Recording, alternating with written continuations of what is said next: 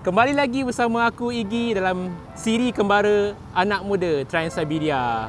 First kali aku nak minta maaf sebab dah lama aku tak continue dengan siri ni, dan kali ni aku nak ceritakan pengalaman aku berada dalam train selama 2 hari 1 malam daripada Irkutsk sehingga ke Yekaterinburg. Untuk siri yang lepas aku ada cerita pasal tasik yang terdalam dekat dunia, iaitu Tasik Baikal.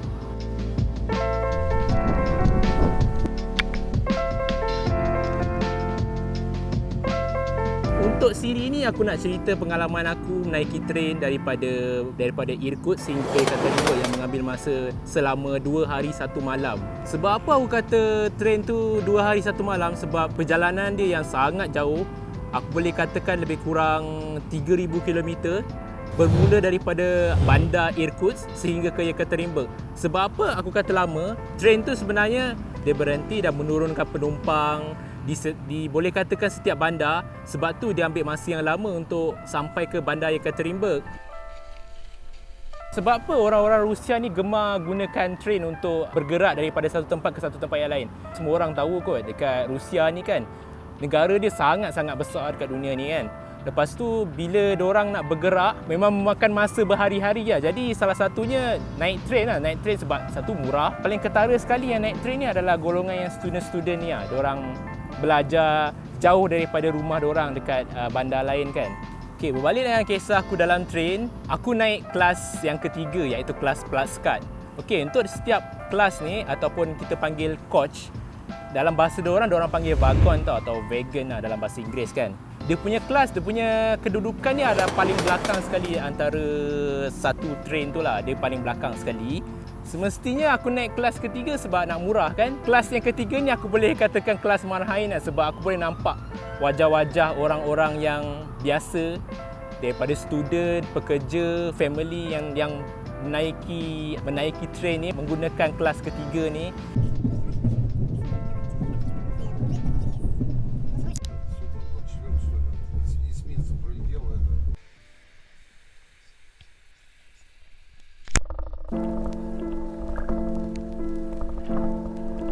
Satu-satunya orang asing kat situ, memang rasa awkward dan janggal gila lah. Sebab orang lain tengok kau kan, kenapa ada mamat orang asing ni kan masa tengah dalam train tu kan. Sebab waktu-waktu winter sini siapa nak travel kan, lagi-lagi pelancong asing. Aku rasa macam awkward lah dengan orang sana pandang-pandang aku kan. Tapi aku buat bodoh je lah macam biasa.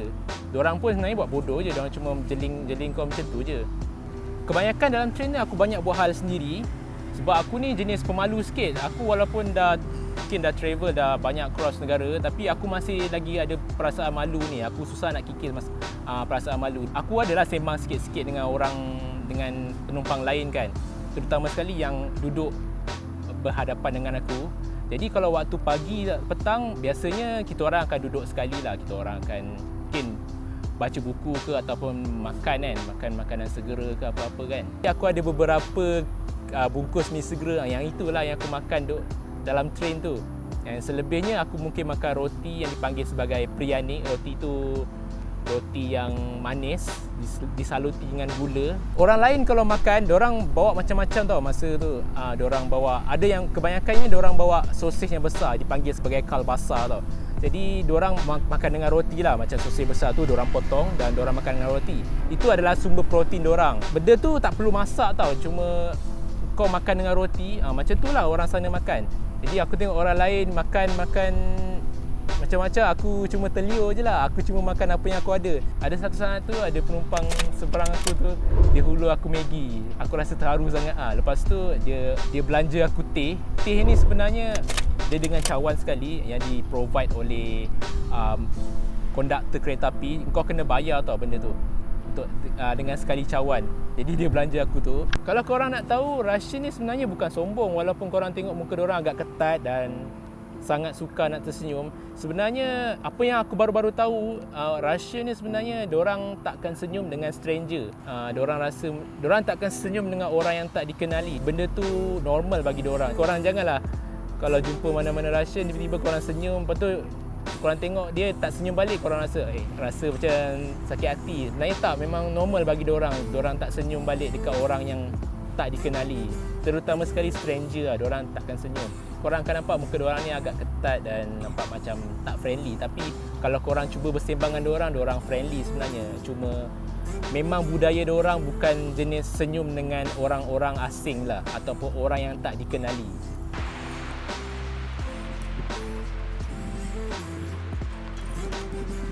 Okay, dari segi pemandangan dekat luar tu sebenarnya tak ada menarik sangat pun sebab winter kan. Jadi kiri kanan korang nampak salji dan korang nampak hutan, pokok-pokok tu semua.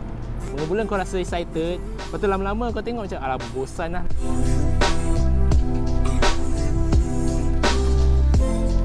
Kali ni aku nak cerita part yang tak best dalam perjalanan aku ni. Phone aku jatuh semasa aku cas.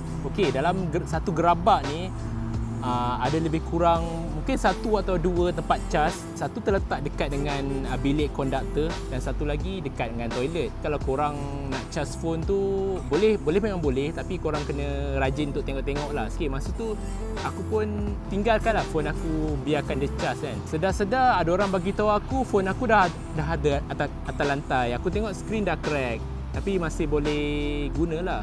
Nasib baiklah masa tu aku bawa phone kedua. Masa aku sampai kat Bandar Yekaterinburg tu, aku beli phone baru. Korang tahu kan, dalam train kan, train bergerak-gerak. Phone tu sebenarnya tak stabil. Aku cuma taruh atas para je.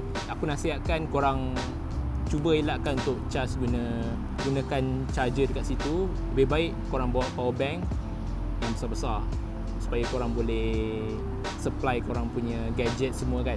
Sampai saja Bandar Yekaterinburg, aku pun roger lah kawan aku.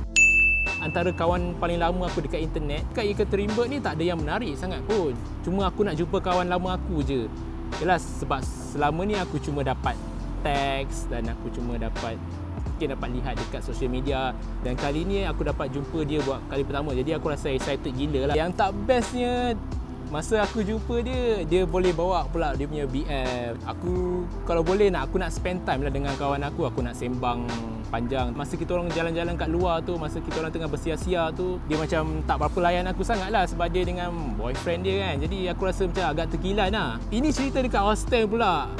Aku sebenarnya boyfriend dia ajak aku stay dekat bilik boyfriend dia. Diorang tinggal asing bukan diorang tinggal sekali je.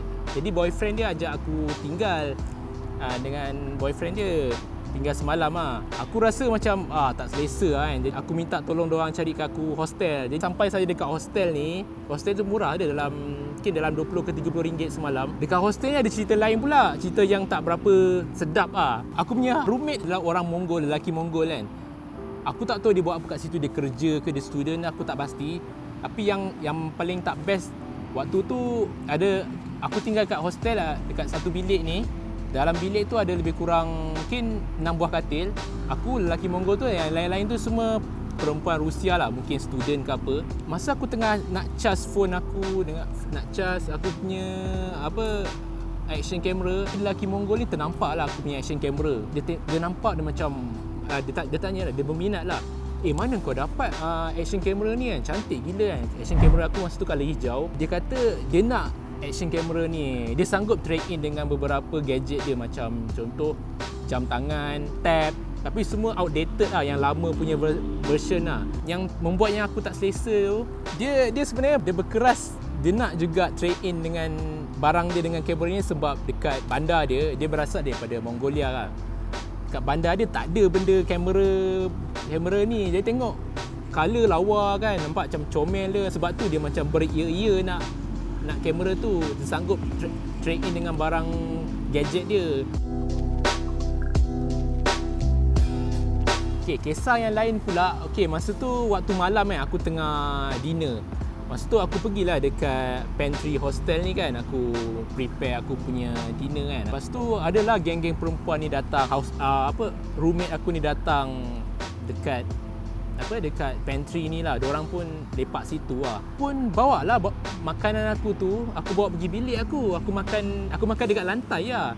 Lepas tu aku dapat panggilan daripada kawan aku yang sambut aku tadi. Kawan perempuan aku ni pun call aku, dia bagi tahu aku ada penghuni lain dekat hostel ni, yang perempuan ni, dia mengadu lah, cakap tolong cakap dengan kawan kau ni tak boleh makan dalam bilik. aku nak bagi tahu lah, masa dekat pantry tu adalah geng-geng perempuan ni. Takkanlah dia nak duduk situ nak makan kan, nak makan sekali dengan diorang. Rasa macam awkward gila lah. Jadi aku pun bawa makanan aku pergi hostel. Aku makan kat lantai je pun. Aku bukan makan makanan yang berat. Aku cuma makan kentang dan aku makan ringan-ringan je lah. Yang aku paling tak puas hatinya, kenapa orang-orang yang mengadu tu, yang geng-geng perempuan ni, dia tak cakap terus dengan aku je kan. Boleh guna Google Translate ke apa, tak payahlah nak mengadu dekat kawan aku yang lagi seorang ni. Okay, esoknya aku pun decide aku nak caw lah. Aku nak pergi ke bandar seterusnya sebab dekat Rusia ni secara totalnya aku boleh kata aku habis masa dalam 20 hari. Aku kena rush, aku tak boleh stay dekat satu-satu bandar tu dalam masa yang lama. Paling maksimum pun mungkin 2 atau 3 malam. Aku ada lagi 3 atau 4 buah bandar yang aku kena cover. Pengalaman aku dekat Ekaterinburg ni sebenarnya bagi aku tak berapa menyenangkan dan bagi aku agak spoil juga. First, bila kau nak jumpa kawan lama kau, tiba-tiba ada boyfriend dia, jadi agak macam potong lah dekat situ kan. Yang kedua, roommate kau cuba nak beria, nak trade in barang kau. Yang ketiga, dengan geng-geng perempuan yang agak annoying, yang mengadu dekat kawan aku sebab aku makan dekat dalam bilik, padahal boleh bagi tahu direct je kan. Dan yang keempat ni yang aku ada cerita pada awal bahagian, yang phone aku jatuh masa train sebelum sampai Ekaterinburg. Phone aku jatuh ke lantai dan phone aku crack. Masa dekat Ekaterinburg, aku minta tolong kawan aku untuk belikan phone baru aku. Aku dah spend beberapa ratus untuk beli phone baru. Boleh katakan 4 pengalaman ni yang agak spoil mood aku masa aku dekat Ekaterinburg. Jadi aku meninggalkan bandar Ekaterinburg ni dengan pengalaman yang tidak manis lah orang cakap kan. Aku pun tak kisahlah dan aku pun dah ada tiket train untuk ke bandar seterusnya. Kalau korang nak tahu bandar apa aku nak pergi, stay tune untuk video yang seterusnya, okay?